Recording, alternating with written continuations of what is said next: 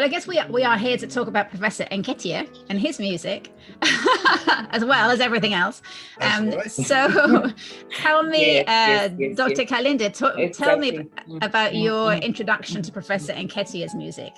Well, I think I first came across Professor Nketia through his works, his scholarly works. One of his major writings, The Music of Africa, was probably the only resource that we had. We always used to make sure we go to the library. You wanted to be first in the library so that you could get that book. It was the only resource that we had. And I have followed keenly his commemoration organized by IMI. And he really pioneered the legacy of music in Africa in terms of it being noticed, being listened to, and being appreciated.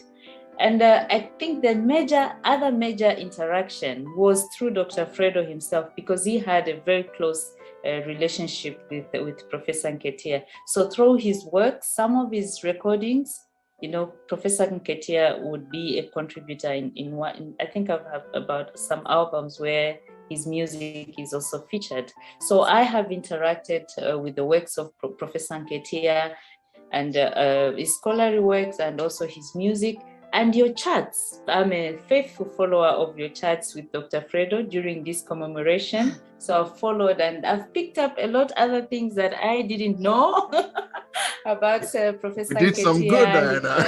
Yay! Exactly. Yeah, Edward, did you know that Professor Nketia was a fantastic traditional drummer? All right. So, by the way, Dr. Kalinde was my lecturer when I was doing my tertiary education. Hey, how come you look older than she does? How come? What happened? I'm big, bro. Teachers never grow old. Yes, teachers. So, as I was saying, we usually do a mini research, not a very big thesis, but just a mini research. So I had the chance to do that. And I was writing about Zambian traditional drums. And as I was researching, I found a book written by Nketia. He wrote some African drum patterns. Mm-hmm. And I became very interested in that. Mm-hmm. And I still even have the book even right now. And that's how I knew about Nketia and started following him.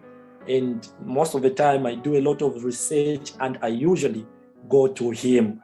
He's a founding father of African music. Mm-hmm. So that is where we get most of our references. Mm-hmm. Mm-hmm. Yes.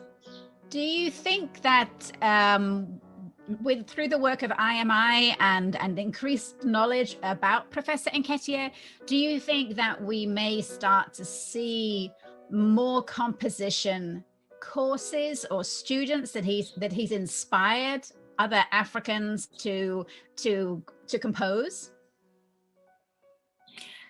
Exactly, Diane. I think in one of your conversations with Dr. Fredo, he said that as Africa, we have a tendency not to pay attention to important things. And this commemoration is a way of keeping what is important for Africa. The legacy, the musical legacy of Professor Nketia will remain a great, great foundation in what we do as musicians now and practitioners now. And we're so grateful that Dr. Fredo changed the narrative. Yes, he changed the narrative. We do not forget to build on what is important. The journey has already been started for us. So we are building on that. IMI is building on that. And Africa has been watching. Zambia has been watching. I share all the links of what is happening because we need to recreate the musical landscape of Africa. And we're so grateful because this has never happened. Musicians die in Africa, we bury them and we forget about them. So by keeping the music live of Nketia, by keeping it alive, we are now getting inspired to do more and write our music more and package it in ways that we can share it with the rest of the world. Do you compose? Dr. Kalinde, do you compose? Oh, yes, I do. Oh, I do compose, but now I think I'm at a point where I need to now focus on music of Africa, because I was going Western and I think I've reached the rooftop. Yeah, so You know, I'm going back to my basics now. I think she's being very, very modest. Dr. Kalinde, correct me if I'm wrong, but you wrote the anthem, the university anthem for the University of Zambia, Lusaka. Wow. Exactly. Yes. Yeah, that's fantastic. Yes, she did. Yes. Yes, well, I did have the university choir that I led for a number of years, but now I think with the coming of COVID and a lot of restrictions, so I've really slowed down on that. Well, I hope Fredo will share it with me. Yes, do you have it? Okay. Yes, okay. yes, indeed. Yeah. You know, we have only 5 minutes left. Edward, I just want to congratulate you. We're not making any promise, but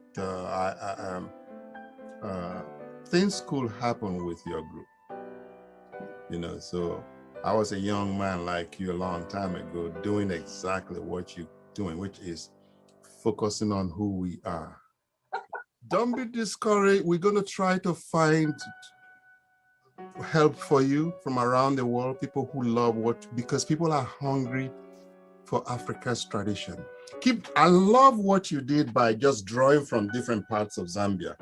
You know, keep at it. I know you got Dr. Kalinde to advise and guide you different areas that you can really highlight, because I'm interested in all of Africa, but Zambia now I have a personal interest because you are a landlocked country. I've done a lot of work with all the countries around you. Zimbabwe, Mbira, you know, Botswana, the foot dances, you know, Namibia, the Herero dances or Shibambo dances, and of course the South Africa. All of these countries are legendary, known for something, but not Zambia. So you can help change that. So keep it up. Yeah. Saving our world through music. That's all we're trying to do.